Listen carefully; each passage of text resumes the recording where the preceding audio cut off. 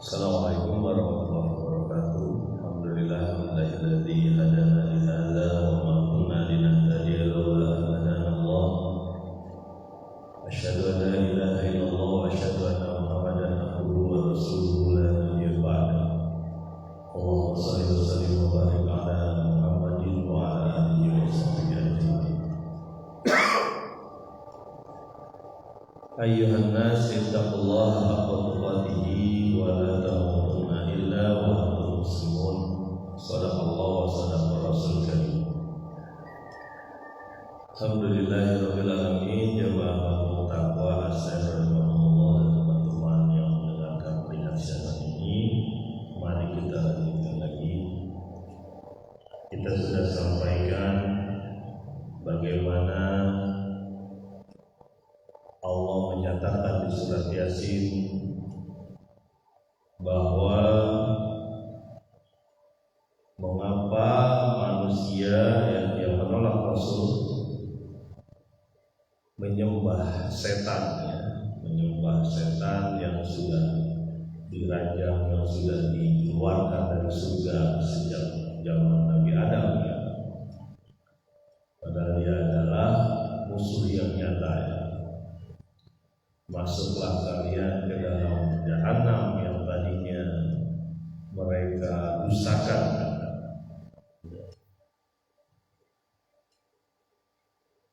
Itu yang kita sudah sampaikan. Mari kita lanjutkan di ayat yang ke-65 surat Yasin. Ayat yang ke-65. Bismillahirrahmanirrahim. Al-yawma nakhtimu ala afwahihim wa tukallimuna aydihim wa tashhadu arjuluhum bima kanu yaksibun. Hari gimana? Ditutup mulut mereka dan berkatalah tangan mereka,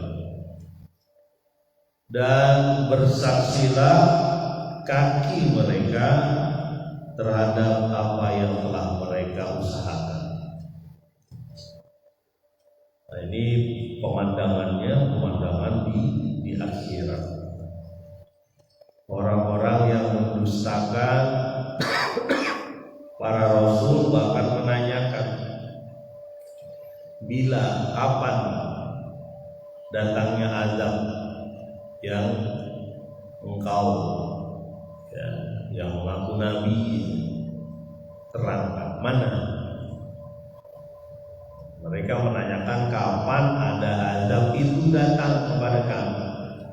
Nah, mereka sekarang di hadapan Allah Subhanahu wa taala ditutup mulutnya. Suatu ketika dalam satu hadis disebutkan, Nabi sempat tersenyum. Kenapa? Ditanyakan sama sahabat, kenapa engkau tersenyum ya Nabi? Kata Nabi, aku ingat tentang bantahan dari seorang hamba kepada Allah, bahwa Allah akan menghisap dia, menghitung dia. Kata hamba ini, ya Allah, hari ini hanya aku saja kan yang menjadi saksi. Aku yang akan bicara tentang diriku seperti apa, kira-kira begitu. Ya. Kemudian Allah menyatakan dia. Lalu Allah tutup mulutnya. Ketika ditutup mulutnya, tak bisa berbicara. Tangannya ngomong. Ada satu riwayat mengatakan kakinya yang mulai ngomong, tapi ada riwayat lain mengatakan tangannya ngomong, menyatakan apa yang sudah diperbuat oleh fulan ini. Tangan yang tadinya tidak tidak bicara bisa bicara. Ya.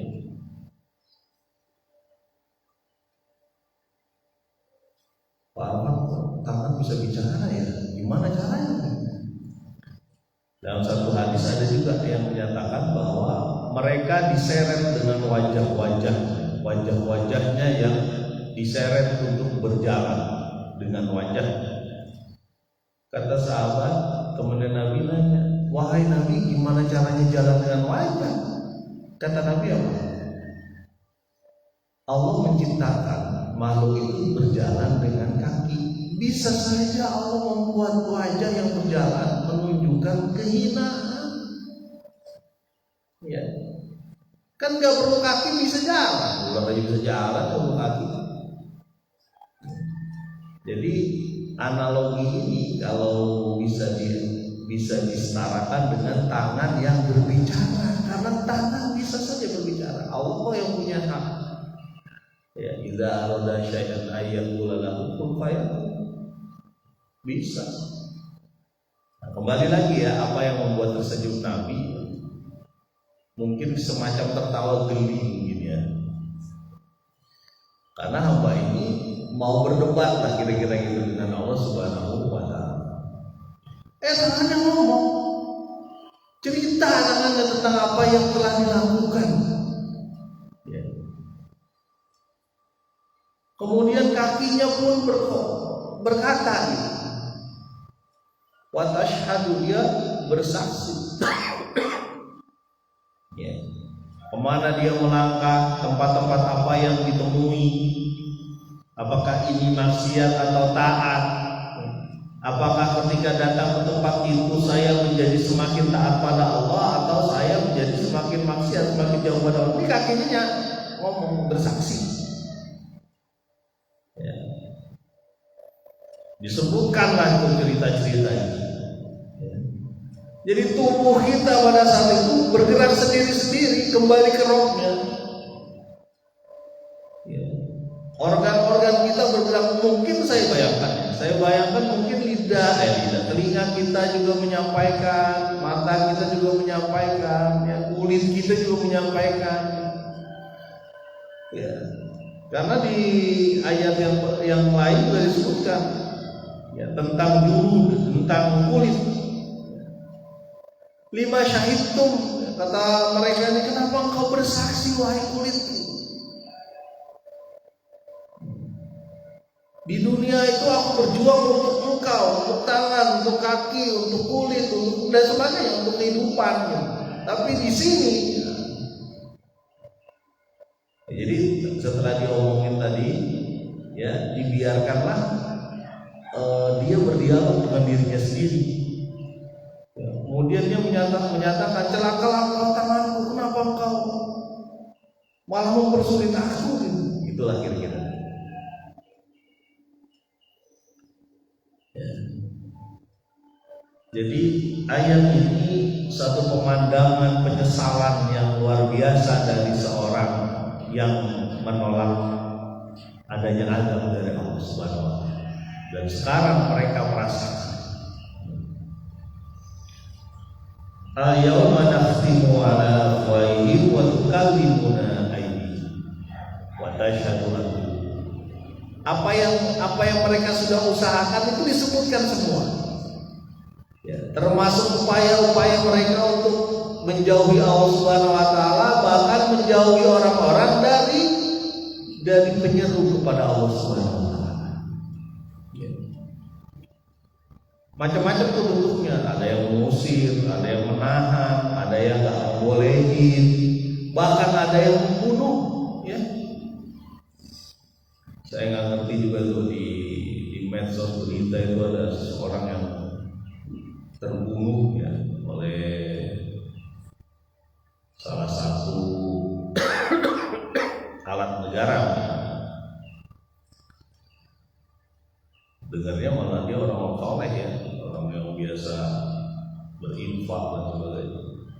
Ya kita nggak tahu lah itu urusan mereka. Mudah-mudahan amalnya diterima oleh Allah. Sekaligus orang yang membunuh ini diberi pengadilan. Termasuk siapa yang bergerak di belakangnya, diberi pengadilan oleh Allah Subhanahu wa Ta'ala. Itu hal-hal seperti itu nanti ditanyakan sama Allah. Karena di sini disebut yaksimun, kasab, usaha mereka pada waktu di dunia itu ngapain aja itu disebutkan. Usaha mereka kesana, mereka dan kita, Parman. Iya memang, karena bisa saja ada orang yang ingkar, walaupun dia mengaku muslim. Ya, ada orang yang ingkar walaupun dia mengaku muslim. Ya.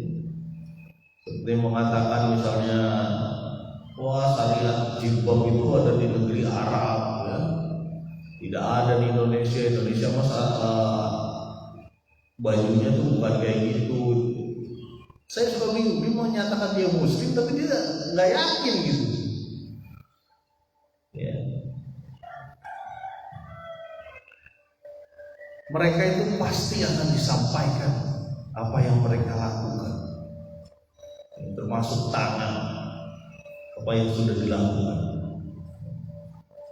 Jamaah Mengtaqwa Astagfirullah, ayat ke-66 surat Yasin. Walau nasya'u laqamasna 'ala 'ayunihim wastabaqus sirata fa'anna yubsirun. Kalau kami kehendaki, kami hapuskan penglihatan mereka, mata mereka. Ya. Lalu dia wastabaqus sirata, berlomba-lomba berlari menuju ke satu titik. Ya. Fa'anna yubsirun. Begitulah mereka melihat. Enggak kebayang oleh kita pada saat itu mata kita dibutakan. Ini ada dua pemandangan. Nanti ada di sana ada pemandangan lagi yang berbeda. Pemandangan pertama adalah pemandangan orang yang dibutakan matanya oleh Allah Subhanahu wa Ta'ala dalam keadaan seperti itu. Ya.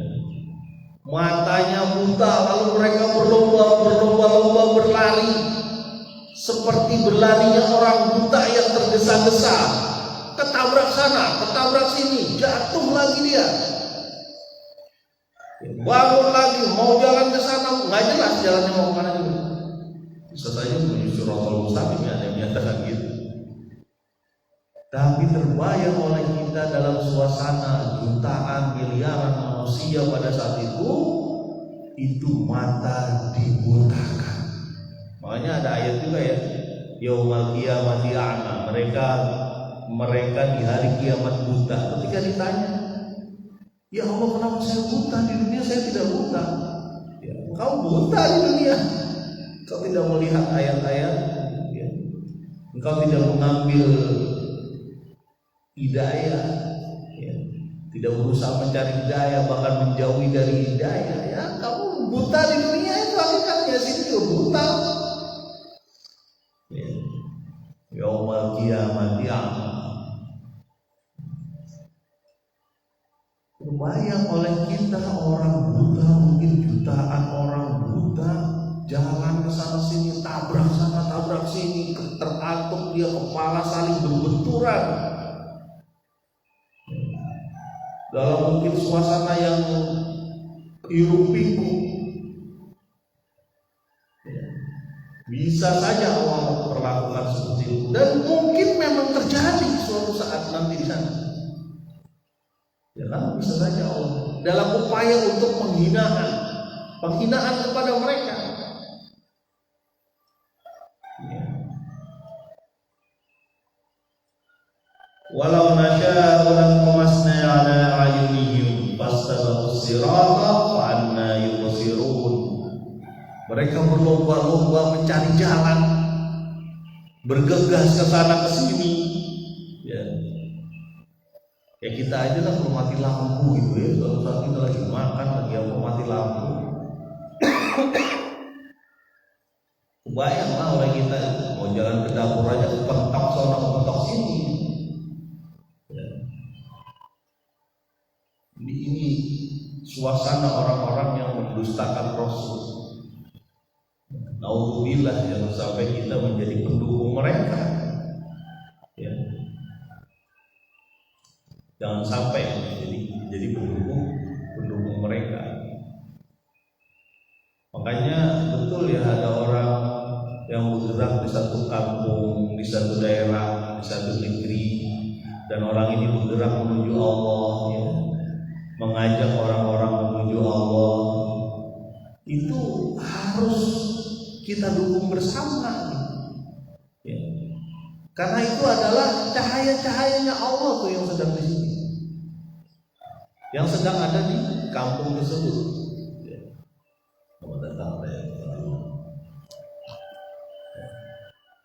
Cahaya-cahaya Allah yang ada. Makanya ada juga yang mengatakan tuh, salah satu ustadz ya, mengatakan tuh, kalau ada orang baik ya, berusaha menuju Allah Subhanahu wa taala datang ke satu kampung, itu adalah solusi. Itu adalah pemecah masalah dari kampung tersebut. Ya seperti Rasulullah datang yang berada di kampungnya ya, di Mekah waktu itu, seperti pemecah masalah yang tadinya ada, kan banyak sekali masalah perkawinan yang nggak benar, masalah penindasan antara yang bonghar dengan yang miskin, ya banyak masalah tuh, ya. Masalah ibadah kok sampai nggak pakai baju telanjang, kayak gitu. Termasuk masalah perbudakan di situ, masalah mengambil riba, mengambil harta dengan cara yang benar. Jadi ketika Rasulullah datang, itu merupakan solusi di situ. Jangan dihalangi gitu loh. Ya. Mestinya disambut, jangan disambit. Ya. Ayat selanjutnya di ayat yang ke-67 surat Yasin ya. Walau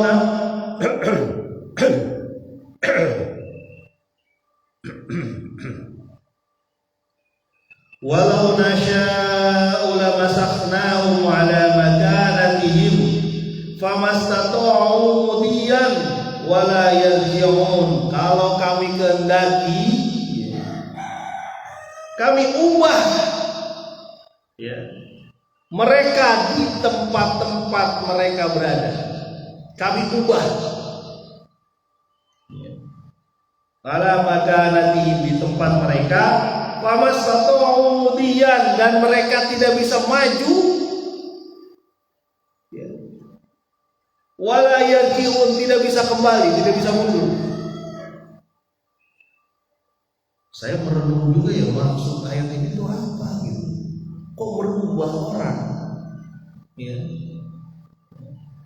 Walau nasya'u lamasakhnahum ala makanatihim. Kalau Allah kehendaki, akan aku rubah mereka gitu, di tempat mereka berada. Yang saya pikirin itu ya jadi patung gitu. Yang saya pikirin, kenapa ada ujung-ujungnya, dan ini beberapa pasir menyebutkan itu.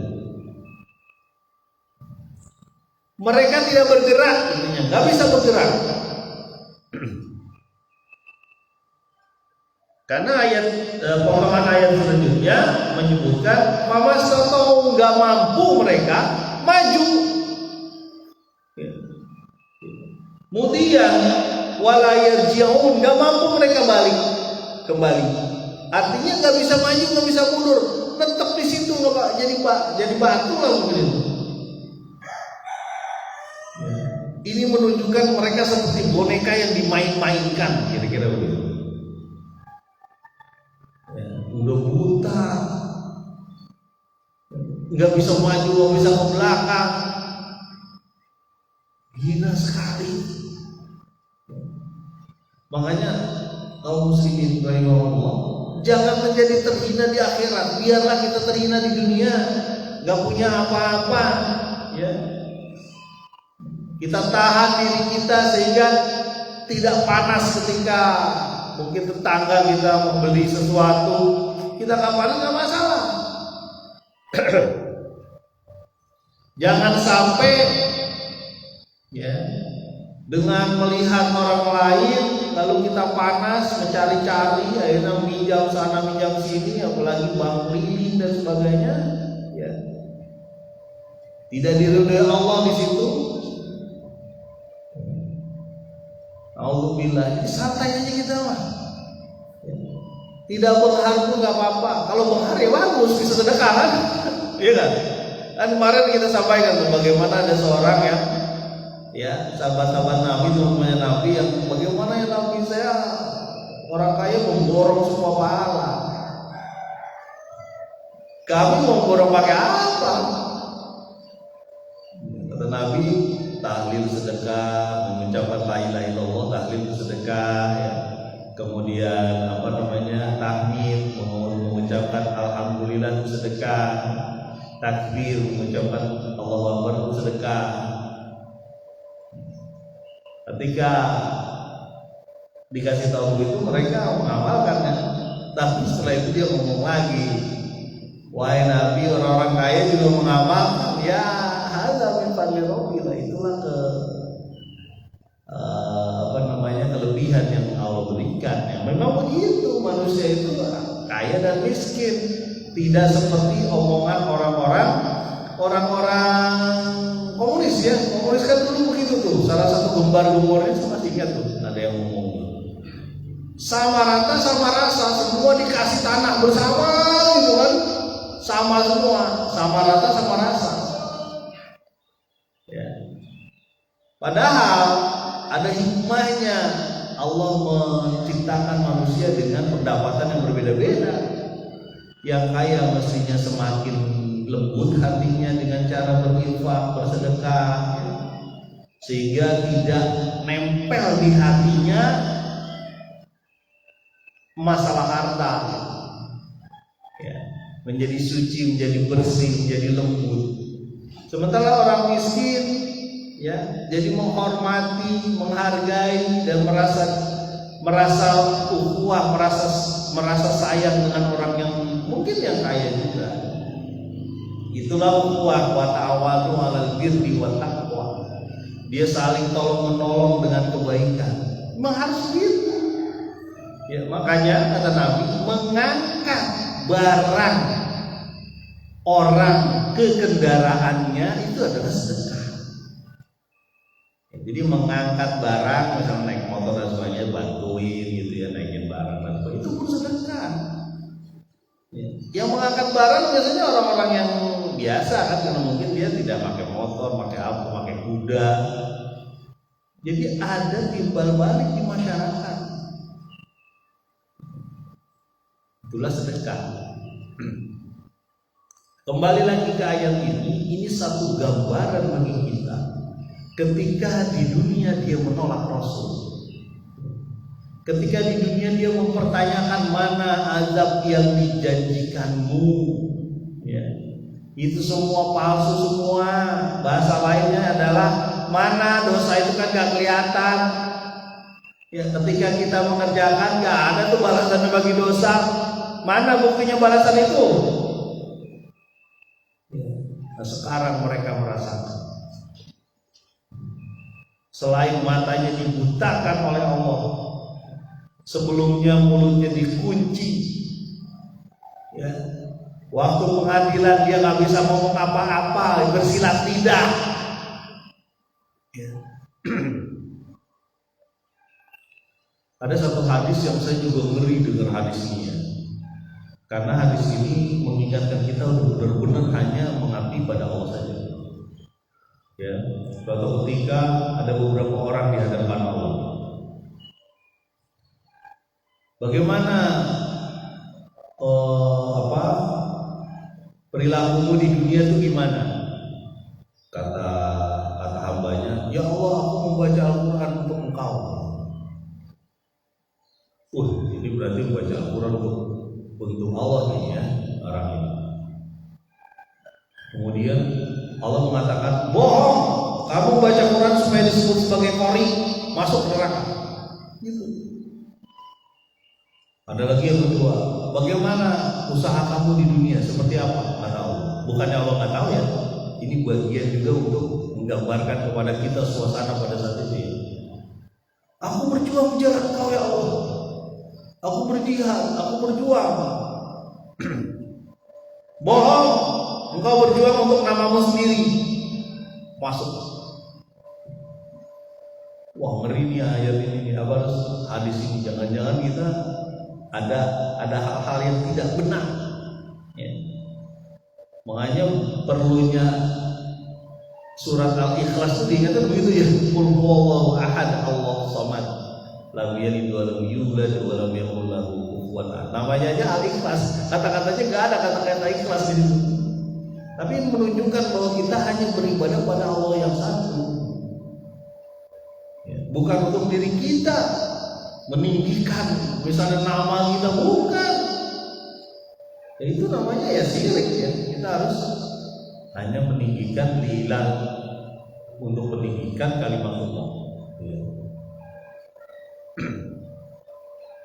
Jadi kembali lagi ke ayat, betapa manusia pada saat itu, manusia yang menolak Nabi, ya, menjadi orang-orang yang gagu, nggak bisa ngomong, menjadi orang-orang yang buta, yang terantum sana sini, ya. Bisa saja bentuknya buta, bisa saja yang kedua dibuat menjadi patung, ibaratnya gitu ya, nggak bisa kemana-mana, atau satu-satu atau dua-duanya, ya, nggak bisa jalan ke depan, nggak bisa jalan ke belakang. Betapa hinanya pada saat seperti boneka yang dibolak-balikan gitu, dilempar. Masya Allah. Saya harus sampaikan ini memang susunan redaksi ayat ini memang begitu. Ayatnya kamu bakal begini, biar kita ingat, jangan kita ngikutin. Ya. Mudah-mudahan bermanfaat. Subhanakallahumma wa bihamdika, asyhadu an la ilaha